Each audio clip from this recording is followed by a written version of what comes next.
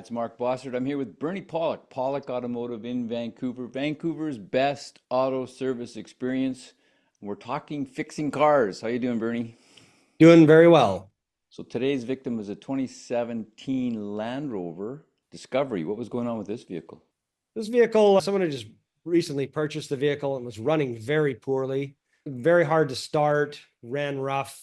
So we brought it in for diagnosis and found 9 trouble codes stored in the vehicle computer and did some further diagnosis on that. So what did you find? Well, probably the major code was a camshaft, crankshaft timing correlation code, which usually indicates something wrong with possibly a broken cam gear. That's common on these vehicles.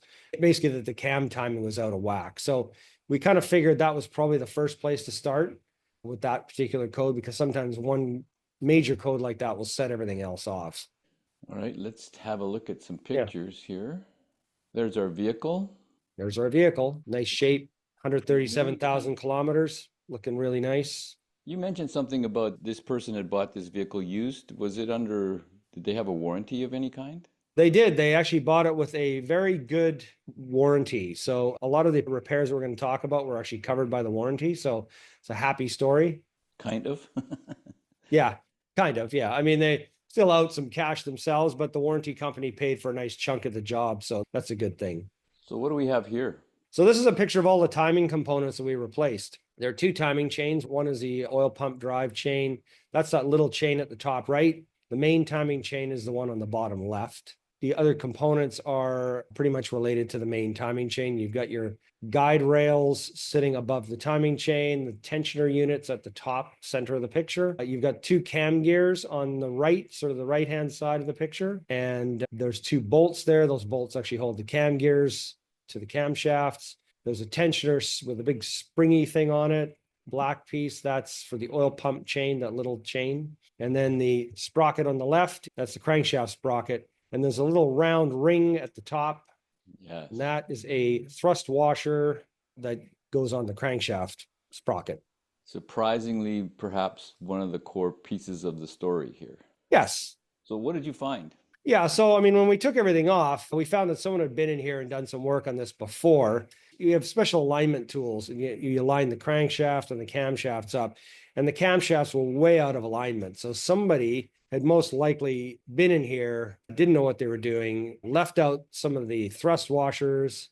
Both the cam thrust washers were missing, and one of the crank thrust washer was missing. And basically the valve timing was just way out of whack. So it's not surprising there was so many codes and the engine would barely run. What we found, if we go to the next picture, is this arrow is pointing to basically a broken cam gear. So this has variable valve timing, and inside the variable valve timing gear, there's a lock mechanism and a spring, and that is basically broken off from the gear. This is common on these cars. It happens frequently.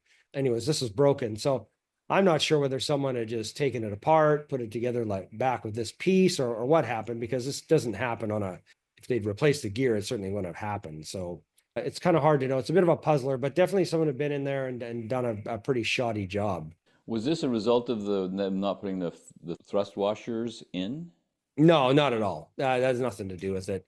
I mean, the thrust washers are supposed to be there to hold things in place, and it's really critical because these are all friction fit items. There's no keyways. Nothing is locked in by a keyway. So, bolts are tightened to a specified torque, and it just locks everything in place. But, the thrust washers, they're critical in terms of making sure everything functions properly and doesn't slip. And they're always replaced when you do this job.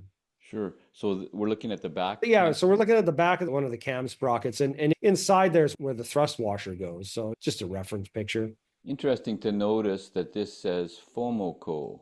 What is that? It does. Well, it's so interesting working on Land Rovers because, over the years there, I can't remember when Ford got out of it. I think it was right around this era, but, there's still a lot of Ford Motor Company parts on these things. And you think, sometimes these are expensive and, you have to buy them through Land Rover. You think, oh, maybe you can just buy them through a Ford dealer, but you can't. They're either slightly different or they just don't sell them, or for some reason, there's no catalog crossover, because these engines look very similar to what you see in a number of Ford products too. What do we have here? So here we're looking at the crankshaft sprocket. It's got 2 sprockets. One will drive the camshaft chain and the other one drives the oil pump chain.